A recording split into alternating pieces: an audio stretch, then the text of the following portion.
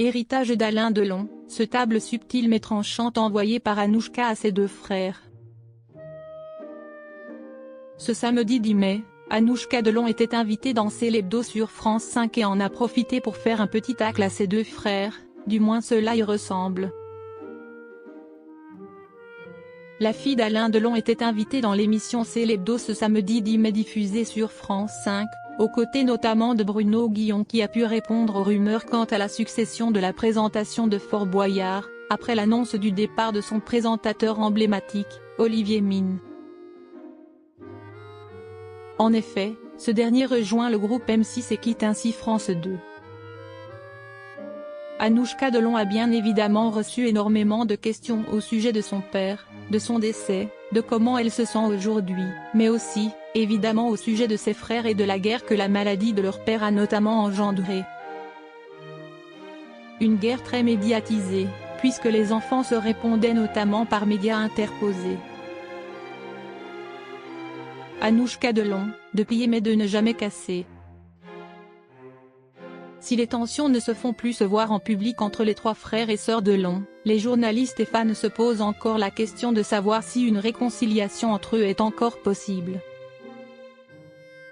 C'était bien évidemment le souhait le plus cher de leur père, Alain Delon, qui malheureusement est devenu son plus grand regret, comme l'a d'ailleurs expliqué sa fille sur le plateau.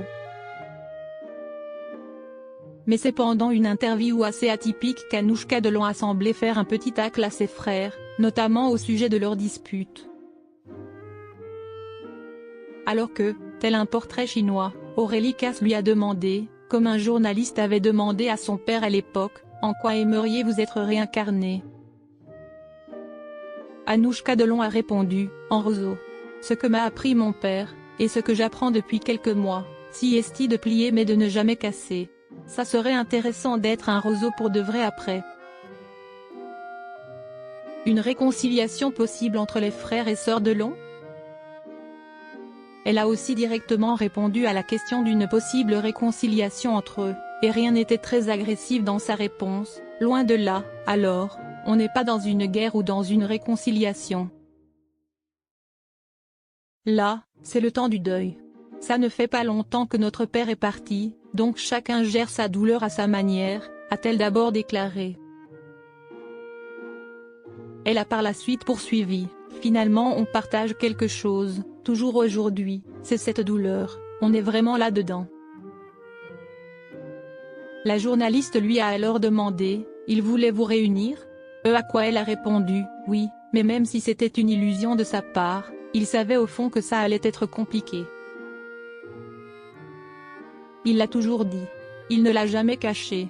Ça devait peut-être être son plus grand regret, qu'il n'ait pas su réunir sa famille. En même temps, je pense qu'il l'a accepté quelque part. On ne peut pas non plus tout faire. Parfois, il y a un destin et une voie à suivre.